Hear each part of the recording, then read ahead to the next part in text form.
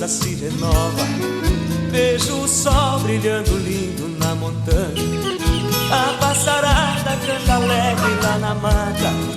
E no quintal a bicharada se assanha. Este é o interior, lugar de luta, de esperança e muito amor. Chegou a hora de afiar a minha enxada, ir lá pra roça cultivar a plantação. Com alegria eu trabalho com a família, no dia a dia partilhando o mesmo pão. A agricultura praticada em Heliópolis, no estado da Bahia, sempre foi uma agricultura tradicional. Desenvolvida em quase sua totalidade por agricultores familiares, vem desde meados dos anos 1990, sofrendo fortemente a influência do pacote tecnológico, lançado nos anos 1960 pelo governo e multinacionais para a tecnomodernização do processo produtivo em vista do agronegócio, com o pretexto de aumentar a produtividade para atender o crescente consumo mundial de alimentos.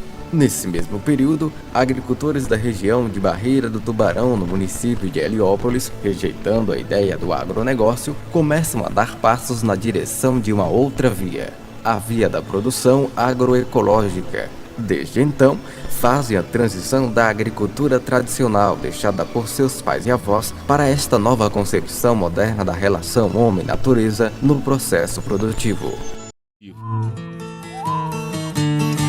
Plantei você no coração, molhei de amor, virou raiz, travou no chão, vingou, cresceu, deu flor, venceu. Guardei você em pensamentos, molhei de sol, contei pro vento. Plantei os sonhos, colhi os frutos, gerei sementes, filhos do amor. Meu canto é 7 anos. Foi minhas tia que me deram. Me deram de lá de Alvarado de Sinhá, para o Zé, meu filho, por um prédio lá, até em Carmita, lá em cima.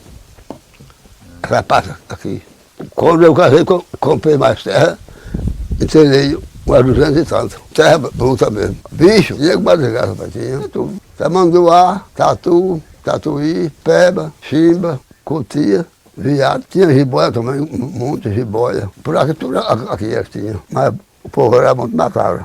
Roçar o mato, tocava fogo, pagava para arrancar o topo. Todo ano plantava lixada mesmo. Não tinha nada não, carro de lixada. E a mulher plantando. 10h30, 10 tarefas, 5, 6, ao povo. Não tive não. Foi de 60 para cá. Agora, uma vez aqui, para a lagarta morrer. Que a morrer só de cabra. Tinha tomando gado. Sim, tem ainda. Tem muito leite. Olha, que aqui o povo de Paulinho, de Gino, de Nezinho, foi tudo meu aqui. Nunca vi 1 litro, nunca. Dei tudo dado, perante a Deus. Cataria. Um fazia uma semana, outra. Tudo ajudando um outro.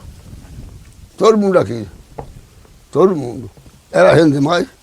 Pode crer como era gente, como era criança. A panela de feijão era desse tamanho do fogo lá. Aí tem umas 120 a mais. Toda terra boa aí. Hoje aqui está encampeirada. Tem gado dentro lá. Tem gado dentro lá e tem aqui também. Faltei bem. Aqui só. Para galinha comer. E é assim, meu tempo era melhor de viver.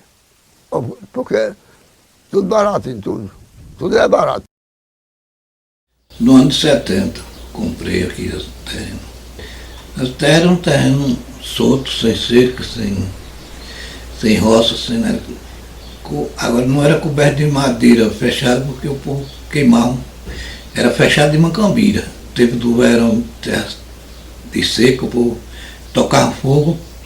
Aí o gado comia aquela macambira que a paia que secava, deixava só os tubos da macambira.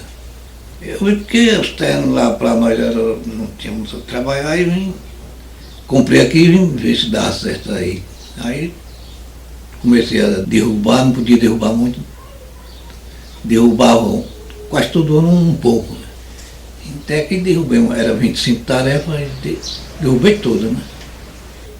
Plantava milho, feijão, sempre dava boa safra, plantava capim. Os capim eram bons, a gente plantava, os tempos chovia bem. Comecei a criar alguma coisinha e fomos lutando aqui. A família foram rendendo e ajudando a trabalhar, né?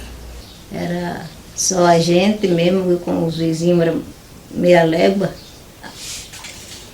Só tinha a cunhada que morava aqui perto, as estradas ruins, água para beber era longe, carregando na cabeça. As crianças também iam com uns potes pequenos. E a gente foi lutando assim, foram crescendo. 6 anos, 7, e aí fazendo alguma coisinha para ir aprendendo, trabalhar. Iam crescendo e pau-se mais eles, e lá a gente plantava, limpava, e ensinando como era que trabalhava. E vamos levando assim, né? Agora o estudo não tinha por aqui. Para educar eles na escola foi uma maior dificuldade, que tinha uma escola bem longe, ainda comecei a mandar, mas não aguentavam. E resolvi eu mesmo ensinar.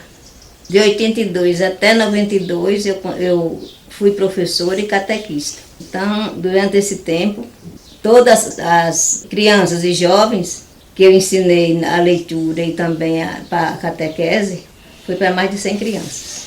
Aí, mas a catequese, como eu nunca parei, aí vamos fazer a primeira comunhão. Se for contar, vai longe.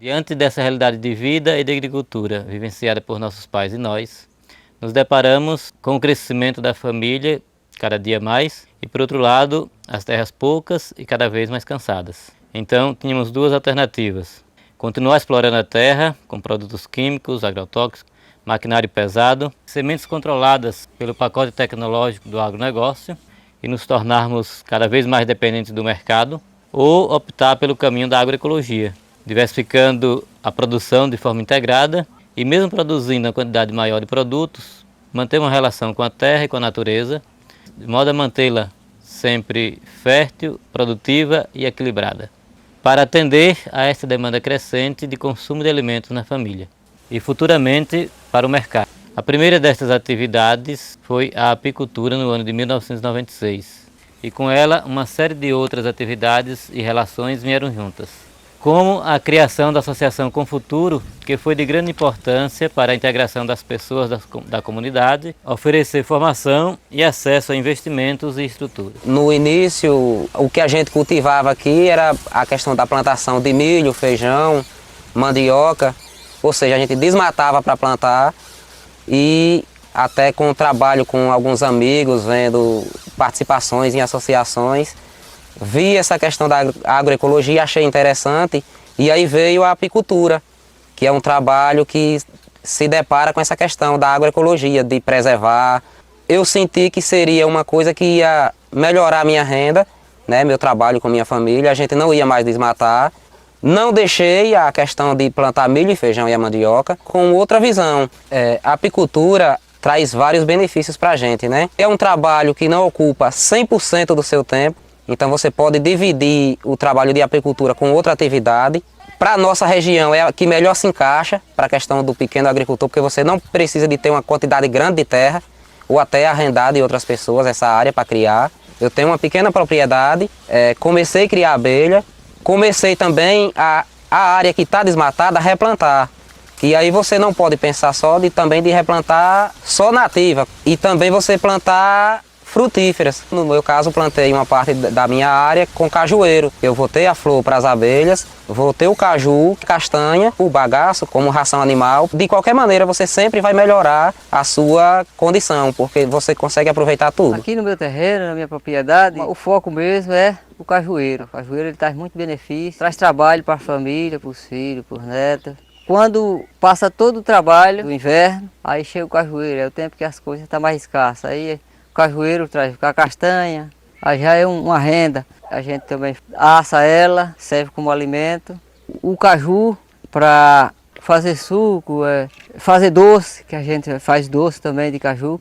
né? As flores, para as abelhas, que é o tempo escasso que não tem flor na nossa região, ajuda muito para a alimentação das abelhas. Eu também uso bem o cajueiro como reflorestamento, porque enquanto ele é novo a gente pode plantar, associar com feijão, milho, mandioca, também pode plantar palma. E dentro deles também você pode colocar ovelhas para se manter e até limpar, ajudar. O caju serve de ração, de alimentos para elas. Eu tenho muitos tipos de frutas, variedade, que faz parte também da alimentação saudável, né? E também eu já comecei a plantar as aves nativas e sempre também as nativas que tem eu reaproveito, não desmato, estou reflorestando. Estou tentando e vou fazer o possível para incentivar também os outros, porque é bom para o meio ambiente, principalmente onde a gente vive. Além de ter essas várias vantagens que o gado traz, é o seguinte, eu aproveito o esterco no biodigestor e ele forma o gás, curtindo esse esterco no ar assim, ele agride um pouco a natureza. E aproveitando o biodigestor, não, já sai uma coisa mais limpa, né? Que vai para o fogão e lá eu utilizo em 2 bocas de fogão, e no forno também, inclusive passar bolo. Isso dando o quê? Uma economia de 50% a 60%, porque antigamente eu gastava de 4 a 5 bujão ao ano, hoje não chega nem 2. A fezes que fica, já fica uma fezes já curtida, que pode usar na lavoura. E tem o adubo foliar, que é o líquido, né? O biofertilizante, economizando mão de obra, tem renda nos 2 sentidos. Também tem o trabalho da mandaçaia, que é preservação, né? Porque está em extinção, quando eu falo em extinção, é uma coisa de preservar. É um trabalho aí que é do tempo dos nossos avós, dos nossos pais, e hoje anda esquecido. Eu tinha 19 cortiços, então todo ano eu tirava o mel. Via que não tinha possibilidade de ir longe. Aí o que eu fiz? Em 2008 comecei a multiplicar o enxame. Me especializei em produzir e repassar para os agricultores, para as pessoas, porque quando um trabalho que é de resgatar, virou o quê? Fonte de renda. Que é tanto que em 2012 a renda foi a mandaçaia. 2016 a renda positiva foi a mandaçaia. Então é preservar e ter renda, né, nisso. O que é que eu quero falar? Trabalhar com várias atividades, quando perde nenhuma, ganha em outra. Por exemplo, a agricultura esse ano. Você viu que a gente tem uma roça que foi 0. E se o feijão não dá, imagina o milho. Ali encostado tinha outra alternativa, que era o quê? A apicultura. Eu isolei 10 tarefas para reflorestamento cheio de juazeiro, que vai ser o quê? Pastagem apicultura e pastagem pecuária.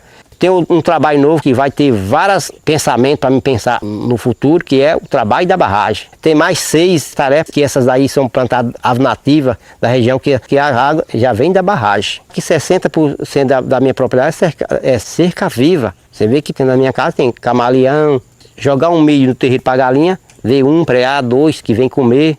Isso para mim é uma satisfação, porque tá ali convivendo. Ver o preá, o teiu, vários outros que também visita, e então, aonde todo mundo está ganhando. A propriedade Recanto Peixinhos é o núcleo de produção familiar formada por 5 famílias. Aqui todos os bens patrimoniais, a produção, a mão de obra, são desenvolvidos de forma coletiva, inclusive com caixa único. Assim também como as relações de consumo, as vivências culturais e as práticas religiosas. A produção aqui é bastante diversificada, visando o equilíbrio ambiental, a segurança alimentar e a sustentabilidade como um todo.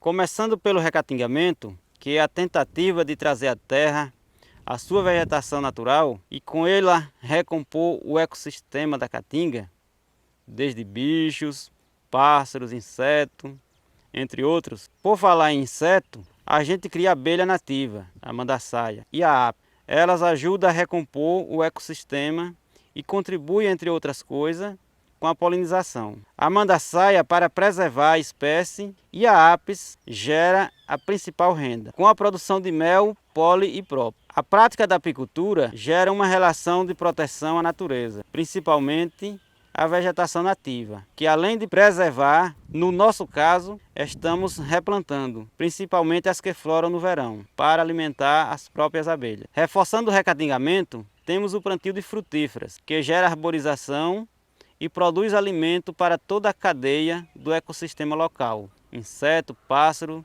e outros animais silvestres. A sobra deles damos aos animais domésticos. As frutas colhidas alimentam as famílias e o excedente fazemos polpas e doces. Ainda na agricultura, destacamos a produção com sementes crioulas, cultivada desde os tempos dos nossos avós. Ao invés de comprarmos semente modificada e que não produz semente, mas apenas grãos, tornando quem usa dependente do mercado. Cultivamos também as hortaliças, uma das bases da alimentação familiar. As sobras alimenta galinhas e peixes. A criação de animais se compõe de peixes, galinhas, ovelhas e vacas, todos para o consumo da carne, do leite, dos ovos e para o fornecimento do esterco, pois não utilizamos fertilizante químico e nem adquirimos adubos de outras propriedades, para não haver contaminação. Por falar em contaminação, aqui procuramos gerar o mínimo possível de resíduos e a maior parte do que geramos é reciclado. Plástico, papel, metais, etc. São separados